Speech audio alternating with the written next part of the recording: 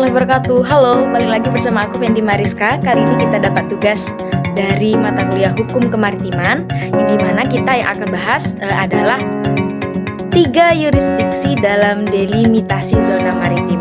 Ada apa aja nih yurisdiksi yang ada di dalam delimitasi zona maritim? Yang pertama ada yurisdiksi wilayah.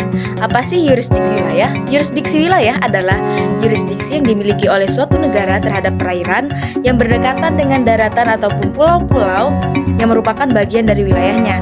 Wilayah ini mencakup lautan teritorial, zona kontingen, zona ekonomi eksklusif atau ZEE, dan landasan kontinen. Negara memiliki kedaulatan penuh di wilayah ini. Nah, yurisdiksi wilayah dalam hukum maritim mengacu pada hak suatu negara untuk mengatur dan mengendalikan perairan yang berdekatan dengan daratannya. Yurisdiksi wilayah mencakup beberapa konsep utama yang saya sebutkan tadi.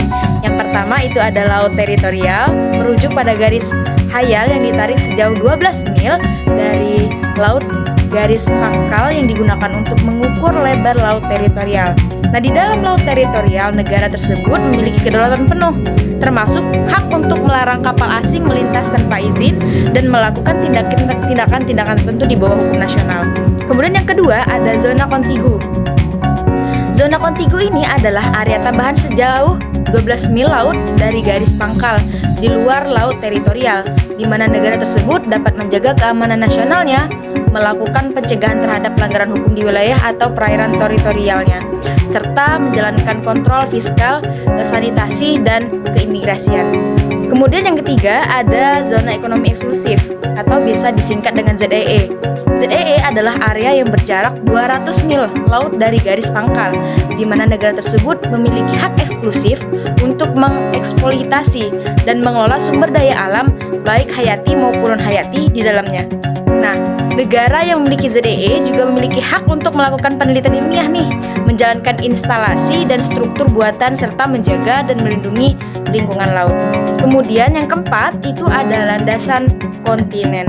Landasan kontinen adalah bagian dari benua di bawah permukaan laut yang merupakan perpanjangan geografis dari daratan negara yang terletak di sampingnya.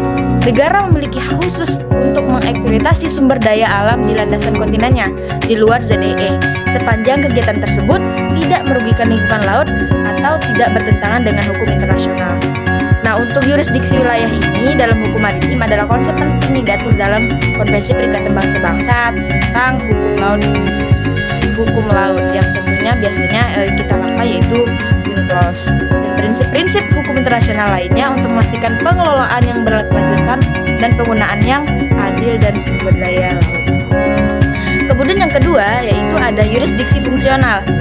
Tahu nggak sih apa itu yurisdiksi fungsional?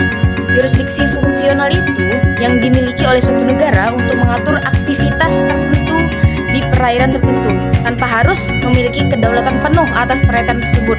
Contohnya adalah yurisdiksi dalam melaksanakan kegiatan penegakan hukum, perlindungan lingkungan, dan konservasi sumber daya hayati di ZEE atau laut lepas. Yurisdiksi fungsional dalam hukum maritim itu mengacu pada hak suatu negara untuk mengatur dan mengontrol aktivitas tertentu.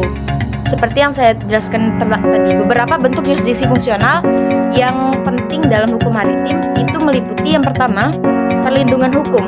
Nah, negara memiliki yurisdiksi untuk mengatur dan mengontrol aktivitas yang dapat merusak lingkungan laut di perairan internasional. Hal ini termasuk tindakan untuk mencegah polusi laut, kerusakan terumbu karang, dan kerusakan lingkungan laut lainnya. Kemudian yang kedua itu penegakan hukum. Negara memiliki yurisdiksi untuk melakukan penegakan hukum di perairan internasional untuk melawan kegiatan ilegal seperti penangkapan ikan ilegal, penyelundupan narkoba, dan perdagangan manusia. Kemudian yang ketiga itu ada konservasi sumber daya hayati. Negara memiliki yurisdiksi untuk mengatur dan mengelola sumber daya hayati di perairan internasional untuk memastikan pengelolaan dari keberlanjutan ekosistem laut. Hal ini termasuk penentuan kuota penangkapan ikan dan pembatasan lainnya untuk menjaga populasi ikan tetap sehat. Kemudian yang keempat yaitu keamanan.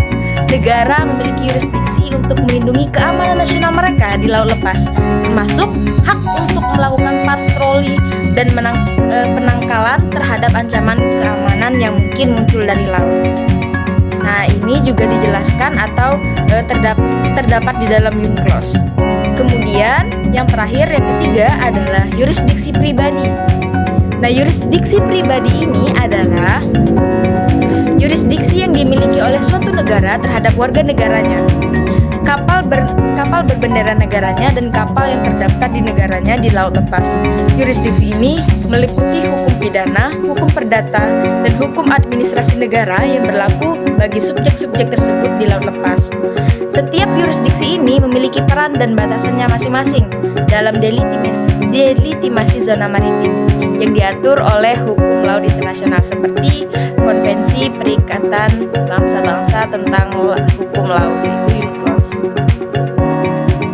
Penjelasan lebih lanjut yaitu tentang yurisdiksi pribadi dalam hukum maritim itu mengacu pada suatu hak negara untuk menjalankan yurisdiksinya terhadap individu atau kapal di perairan internasional. Ini melibatkan berbagai aspek hukum seperti hukum pidana, hukum perdata, hukum administrasi negara. Beberapa bentuk yurisdiksi pribadi yang penting dalam hukum maritim yaitu pertama, ada kewarganegaraan.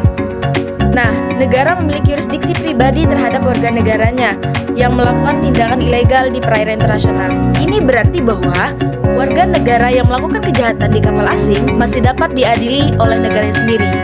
Kemudian yang kedua itu bendera kapal. Negara memiliki yurisdiksi pribadi terhadap kapal yang berbendera negaranya terlepas dari mana atau di mana kapal tersebut berada. Ini berarti bahwa kapal yang terdaftar di suatu negara dapat diatur oleh hukum negara tersebut bahkan di perairan internasional. Kemudian yang ketiga itu ada kapal negara. Kapal yang berbendera suatu negara dan digunakan untuk kepentingan pemerintah negara tersebut seperti kapal angkatan laut atau kapal penjaga pantai tunduk pada yurisdiksi pribadi negara yang memiliki kapal tersebut. Kemudian yang keempat itu kapal bajak laut. Negara memiliki yurisdiksi pribadi untuk menangkap dan mengadili bajak laut yang melakukan tindakan kriminal di perairan internasional berdasarkan prinsip universal yurisdiksi untuk kejahatan internasional yang serius. Nah, hal ini diatur dalam UNCLOS lebih lanjut. Yurisdiksi pribadi dalam hukum maritim seringkali diatur dalam perjanjian internasional seperti Konvensi Perikatan Bangsa-Bangsa tentang hukum laut yaitu UNCLOS, serta hukum nasional dan negara-negara yang terlibat dalam Perserikatan Bangsa-Bangsa. Nah, balik lagi nih teman-teman yang sudah saya jelasin tadi, berarti dalam delegitimasi zona maritim itu ada 3 yurisdiksi. Yang pertama yurisdiksi wilayah, yang kedua ada yurisdiksi fungsional, dan yang ketiga ada yurisdiksi pribadi. Yang dimana ketiga zona atau delegitimasi ini telah diatur dalam UNCLOS dan berkesinambungan dengan hukum internasional atau hukum laut internasional sesuai dengan yang sudah kita pelajari di semester lalu. Mungkin sekian dari aku untuk materi